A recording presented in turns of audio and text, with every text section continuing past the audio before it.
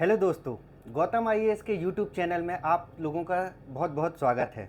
आज जो है हमारी क्लास भारतीय संविधान और भारतीय राज व्यवस्था पर होने जा रही है, जो कि बेस्ड होगा अभी आपके आने वाले एग्जाम आरआरबी एनटीपीसी 2025 के लिए। ये क्लास जो है पूरी तरीके से डेडिकेटेड होगी आरआरबी एनटीपीसी एग्जाम के लिए।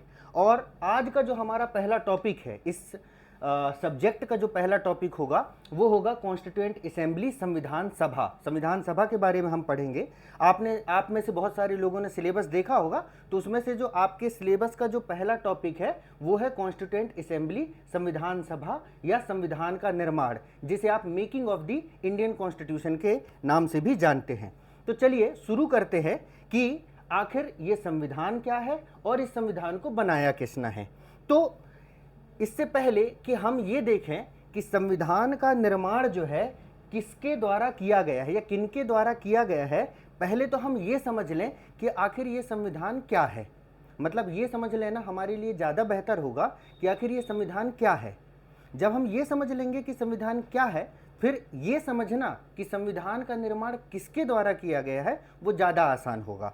तो उसके लिए आप इस वाली स्लाइड पर ज़रा नज़र फेरिएगा तो आपको दिखेगा कि संविधान की एक यहाँ पर डेफिनेशन लिखी हुई है, और वो डेफिनेशन कुछ इस प्रकार से है कि संविधान जो है एक मौलिक दस्तावेज है, एक फंडामेंटल डॉक्यूमेंट है, जो क्या करता है, राज्य के बुनियादी सिद्धांतों, संरचना और शक्तियों के साथ साथ नागरिकों के अधिकारों और कर्तव्यों को रेखांकित करता है, जो देश के सर्वोच्च कानून के रूप में कार्य करते हैं। ठीक है, तो क्या कह रहा है ये कि यहाँ पर constitution is a fundamental document outlining the basic principle, structure and power of a government as well as the right and duties of citizens acting as the supreme law of the land.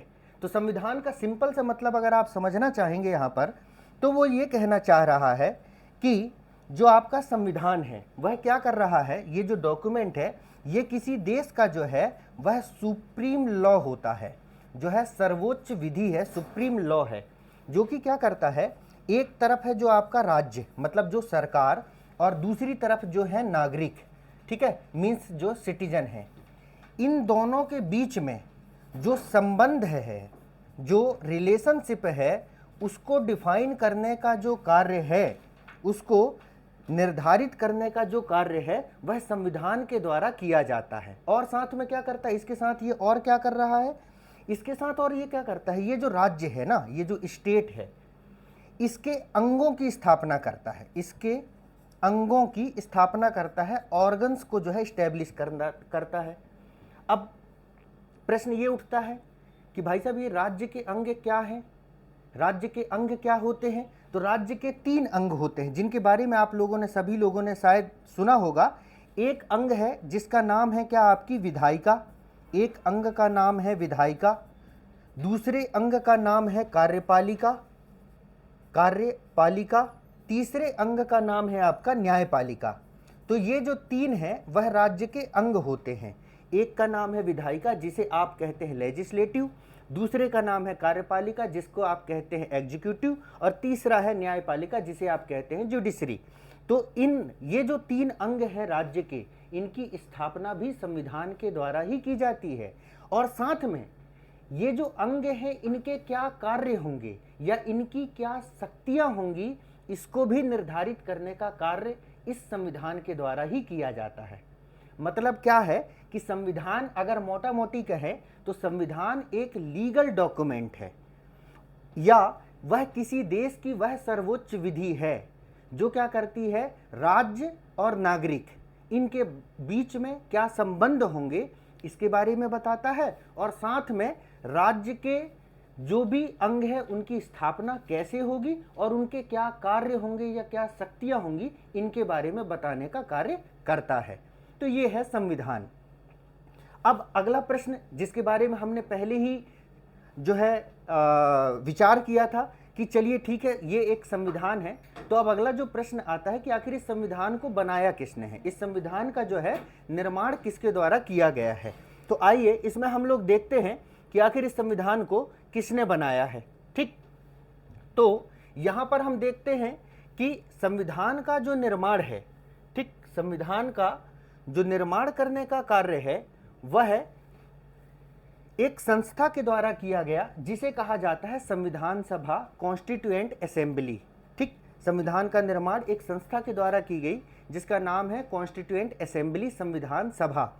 अब इस संविधान सभा के बारे में ये है कि इस संविधान सभा का गठन कैसे हुआ और इस संविधान सभा के गठन के बाद इस संविधान सभा ने अपने कार्यों को किस प्रकार से किया, इसके बारे में हम लोग जानते हैं। तो सबसे पहले क्या हुआ, 1934 में आपको इस बात की जानकारी होगी कि हम लोग जो है लगभग अगर आप कहेंगे तो 1764 से लेकर के 1767 से लेकर के 1947 तक, कब तक, 1947 तक जो है अंग्रेजों की एक उपनिवेश के रूप में थे, अंग्रेजों की एक कॉलोनी या अंग्रेजों के गुलाम थे, ब्रिटिशर्स के गुलाम थे।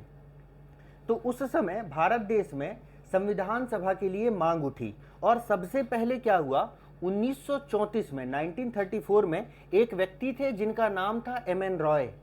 एम.एन. रॉय महोदय के द्वारा सबसे पहले संविधान सभा की मांग जो है ब्रिटिश गवर्नमेंट से की गई। सबसे पहले संविधान सभा की मांग ब्रिटिश गवर्नमेंट से की गई, किनके द्वारा, एम.एन. रॉय जी के द्वारा। कब की गई, 1934 में। उसके बाद में क्या हुआ, 1935 में ऐसा हुआ कि ये जो कांग्रेस, जो उस समय की एक बड़ी पॉलिटिकल पार्टीज थी, एक बड़ी जो है राजनीतिक इकाई थी, उसके द्वारा, किसके द्वारा, कांग्रेस के द्वारा आधिकारिक रूप से, मतलब ऑफिशियल रूप से संविधान सभा के गठन की बात जो है वह अंग्रेजों के समक्ष कही गई और कांग्रेस ने इसे अपने एजेंडे में भी शामिल कर लिया।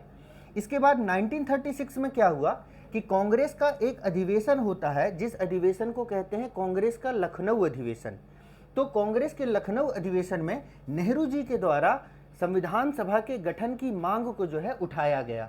ठीक, तो एक तरीके से मतलब जो भारत के फ्रीडम फाइटर थे, जो भारत के जो स्वतंत्रता सेनानी थे, उनके द्वारा अंग्रेजों पर दबाव बनाया जा रहा था कि वो भारत देश के लिए एक संविधान सभा का गठन करें जिससे भारत के लिए एक संविधान का निर्माण किया जा सके। इसके बाद हुआ ऐसा कि अंग्रेजों ने इस प्रस्ताव को स्वीकार किया और स्वीकार करने के बाद उन्होंने अपना एक प्रपोजल पेश किया। उस प्रपोजल को कहा जाता है अगस्त प्रस्ताव, अगस्त रेजोल्यूशन, जिसको प्रपोज्ड किया गया था 8 अगस्त 1940 को।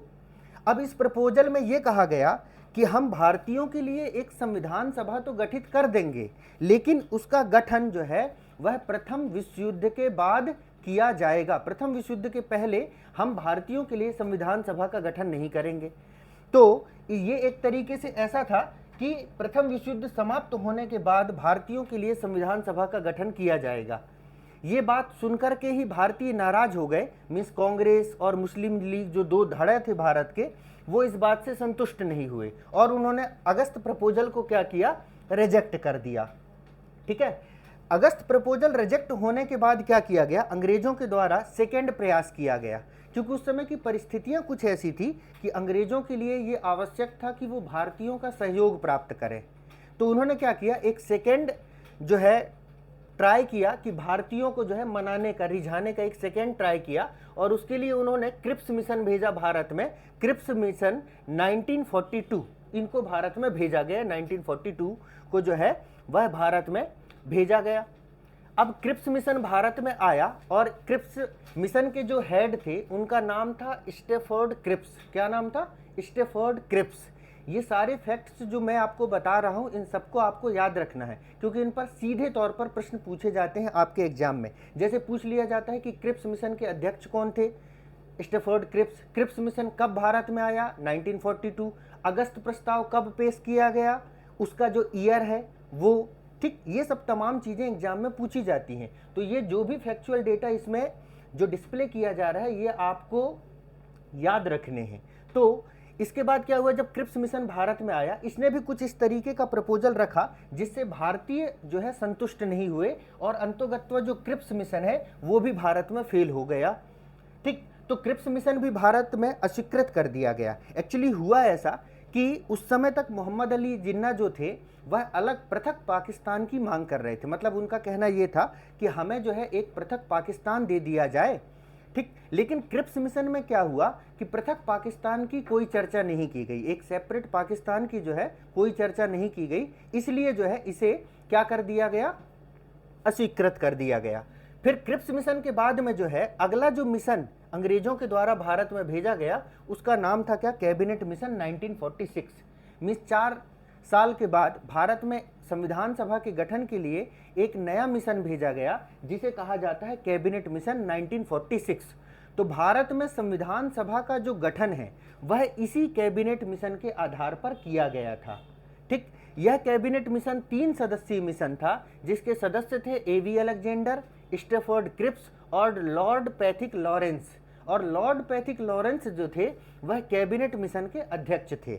और इस कैबिनेट मिशन को क्या किया, कहा गया कि कैबिनेट मिशन को जो है कांग्रेस व मुस्लिम लीग द्वारा स्वीकार कर लिया गया, ठीक है। और इसमें जो कैबिनेट मिशन था उसने एक निर्वाचन प्रणाली थी जिसको कहा जाता था सांप्रदायिक निर्वाचन प्रणाली, ठीक। कम्युनल रिप्रेजेंटेशन या कम्युनल जो है इलेक्शन सिस्टम को एक्सेप्ट कर लिया गया इंस्टीड ऑफ सेपरेट पाकिस्तान। तो इस तरीके से कैबिनेट मिशन को कांग्रेस और मुस्लिम लीग दोनों ने स्वीकार कर लिया और इसके आधार पर भारत में एक संविधान सभा का गठन किया गया। अब वो संविधान सभा कैसी थी इसकी चर्चा हम लोग आगे करेंगे। धन्यवाद।